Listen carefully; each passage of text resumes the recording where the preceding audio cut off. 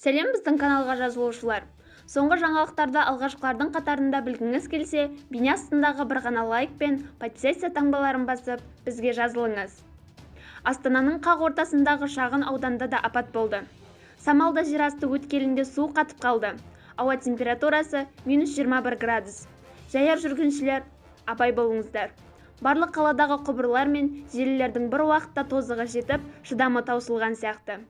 Жедел хабар. Шығыс Қазақстан облысында жүк пойызы 8 жылқыны қағып кетті.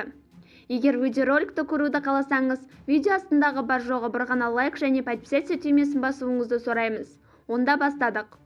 Шығыс Қазақстан облысында жүк пойызы 8 жылқыны қағып кетті.